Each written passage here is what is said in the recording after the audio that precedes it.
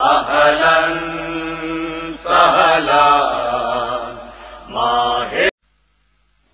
রাসূল সাল্লাল্লাহু আলাইহি ওয়াসাল্লাম বলেছেন, যে ব্যক্তি মিথ্যা বলে এবং মিথ্যার ভিত্তিতে সৃষ্ট মন্দ কাজ পরিত্যাগ করে না, তার শুধু খানাপিনা পরিত্যাগ করার আল্লাহর কোনই প্রয়োজন নেই।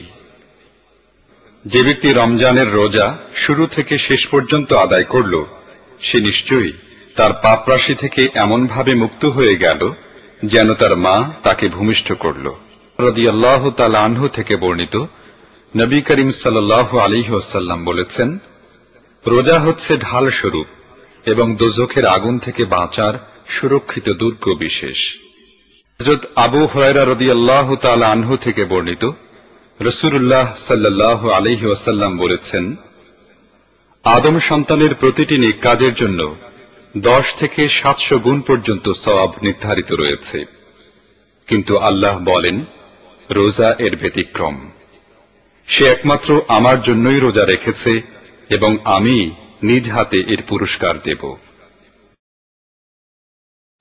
হযরত সাহাল বিন সাদ রাদিয়াল্লাহু তাআলা আনহু থেকে বর্ণিত, নবী করিম সাল্লাল্লাহু আলাইহি ওয়াসাল্লাম ইরশাদ করেছেন, বেহেশতে রায়্যান নামক একটি দরজা আছে, রোজাদার ছাড়া আর কেউ সেই দরজা দিয়ে প্রবেশ করবে না। রোজাদাররা প্রবেশ করলে তা বন্ধ করে দেয়া হবে এবং ওই দরজা দিয়ে আর কেউ প্রবেশ করবে না।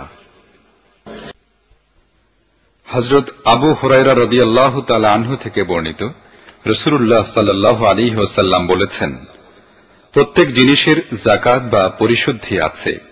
শরীরের পরিশুদ্ধি হচ্ছে রোজা। রোজা সবরের অর্ধেক।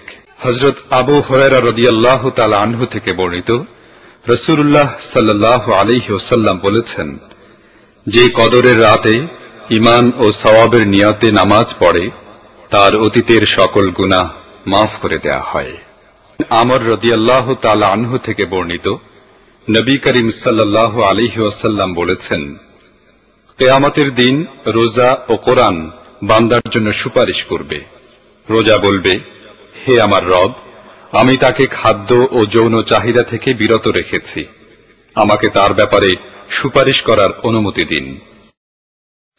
কোরআন বলবে, হে আল্লাহ, আমি তাকে রাতে ঘুম থেকে বিরত রেখেছি, আমাকে তার ব্যাপারে সুপারিশ করার অনুমতি দিন।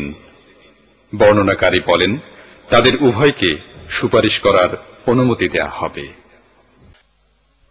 হযরত আবু হুরায়রা রাদিয়াল্লাহু তাআলা আনহু থেকে বর্ণিত, রাসূলুল্লাহ সাল্লাল্লাহু আলাইহি ওয়াসাল্লাম বলেছেন, যখন রমজান আসে তখন বেহেশতের দরজা খুলে দেয়া হয়, দোজখের দরজা বন্ধ করে দেয়া হয় এবং শয়তানকে শিকল পরানো হয়। হযরত আনাস বিন মালিক রাদিয়াল্লাহু তাআলা আনহু থেকে বর্ণিত, রাসূলুল্লাহ সাল্লাল্লাহু আলাইহি ওয়াসাল্লাম বলেছেন, তোমরা শেষ রাতের খানা খাও, তাতে বরকত রয়েছে।